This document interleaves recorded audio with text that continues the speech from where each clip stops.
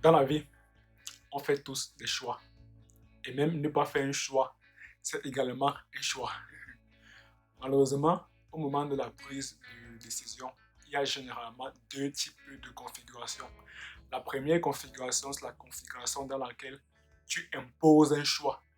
On retrouve notamment des systèmes comme la dictature.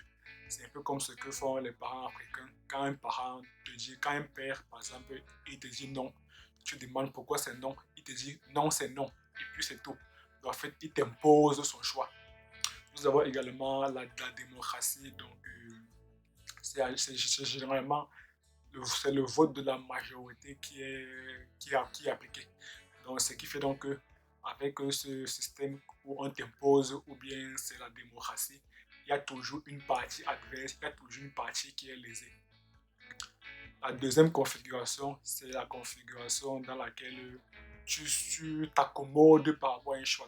Dans la configuration dans laquelle tu subis un choix. Et là, dans cette configuration, c'est toi qui est maintenant lésé. Donc, par rapport à ces deux configurations, tu remarques qu'il y a toujours une partie où il y a toujours une personne qui est lésée. Mais heureusement, il existe une troisième configuration dans laquelle il n'y a aucune des parties qui est lésée, ou du moins on essaie de satisfaire au maximum les personnes de manière à ce que très peu de personnes soient lésées.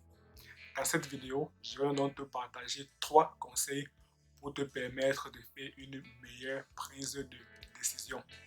Et je t'invite à rester jusqu'au bout de la vidéo parce que ces trois conseils suivent un ordre hiérarchique bien établi, un processus bien défini.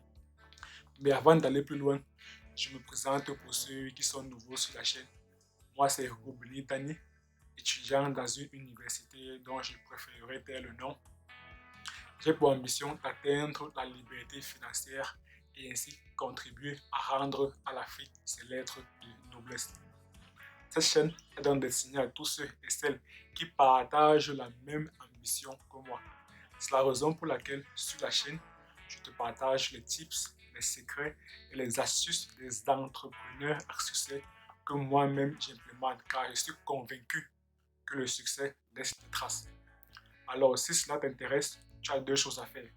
La première, va dans la barre de description et télécharge gratuitement les deux e-books que j'ai écrits. Et la deuxième, abonne-toi et active la cloche pour ne jamais rater nos prochaines vidéos. Maintenant que tu connais tes devoirs, voyons ensemble les trois conseils pour faire une meilleure prise de décision.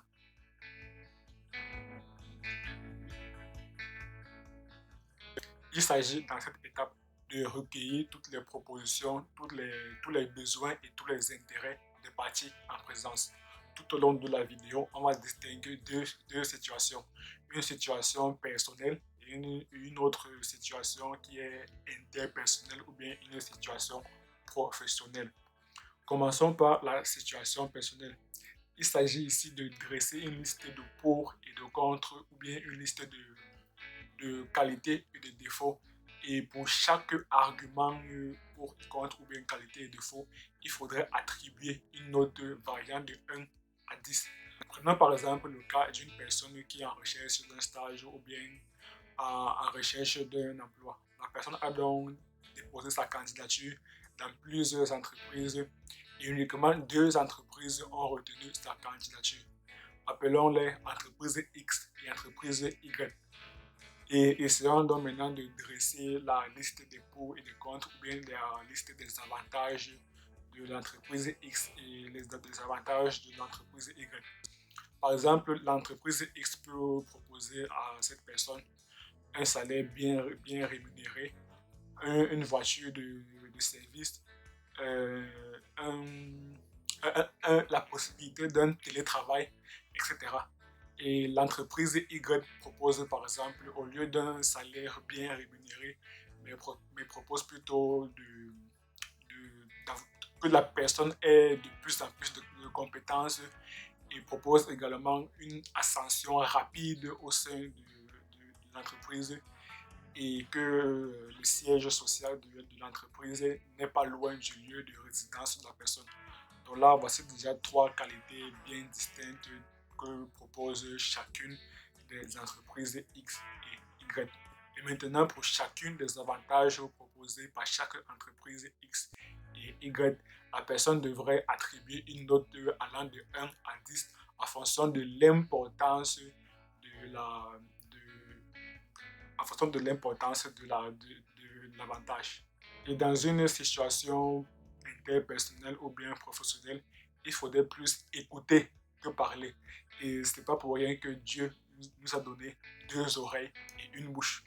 Donc il faudrait plus écouter que parler afin de recenser les différents besoins, les différents intérêts de chaque partie prenante.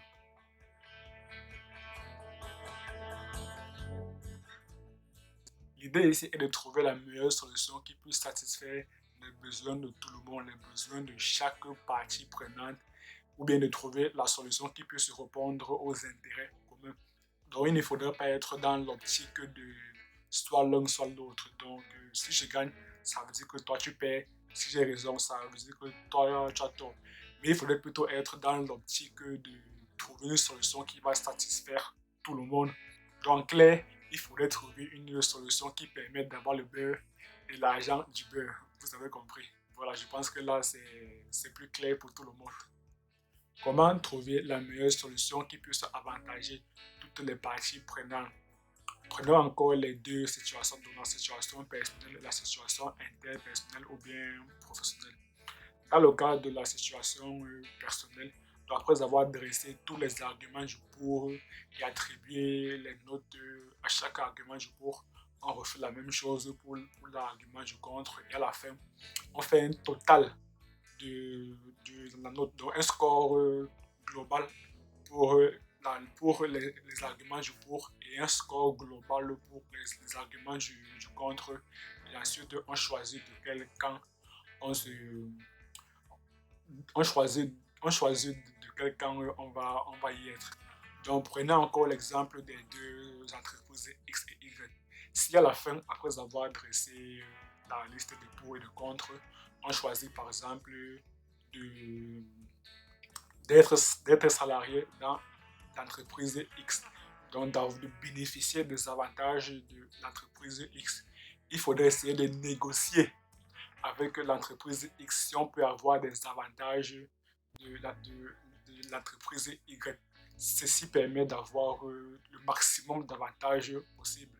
Et dans le cas d'une situation interpersonnelle ou bien professionnelle, pour trouver la meilleure solution qui permet de répondre à tous les besoins des parties prenantes, il faudrait juste réaliser des séances de brainstorming, donc des séances de remue-ménage afin de trouver la meilleure solution qui permet de faire en sorte que personne ou bien le minimum de personnes soient lésées par rapport à la solution qu'il y a à prendre.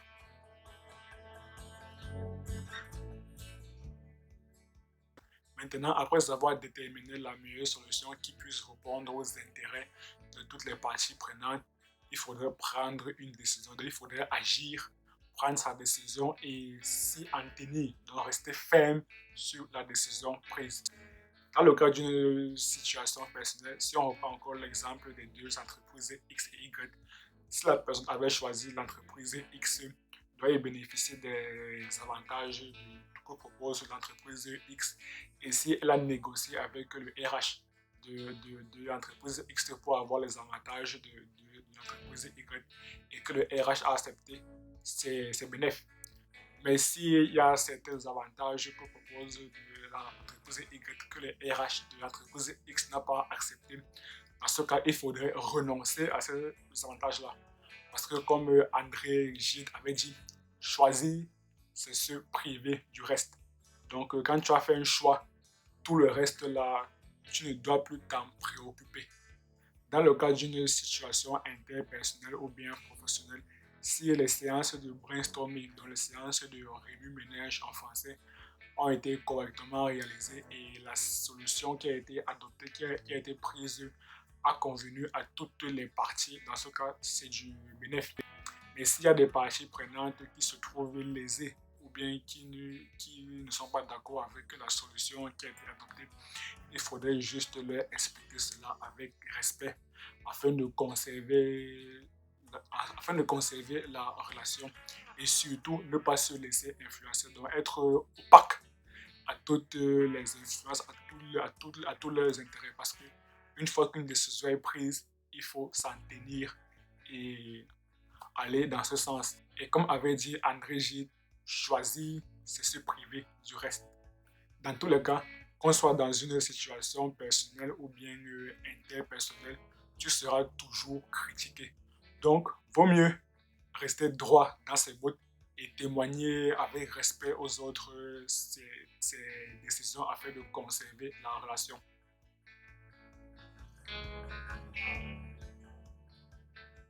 Nous sommes arrivés au terme de cette vidéo. Faisons un petit récapitulatif des conseils pour une meilleure prise de décision. En premier lieu, il faudrait recueillir toutes les informations et toutes les propositions, les intérêts de chaque partie prenante. En deuxième lieu, il faudrait trouver la solution qui puisse avantager toutes les parties prenantes. En troisième lieu, il faudrait prendre une décision ferme et s'y en tenir.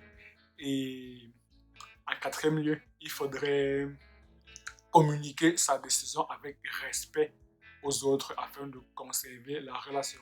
Si la vidéo t'a plu, je t'invite à me mettre un pouce bleu, à t'abonner et activer la cloche pour ne jamais rater une prochaine vidéo. Et dis-moi dans la barre des commentaires comment fais-tu toi pour prendre des décisions. D'ici là, on se quitte avec cette citation de Joseph O'Connor. Et à très bientôt sur la chaîne.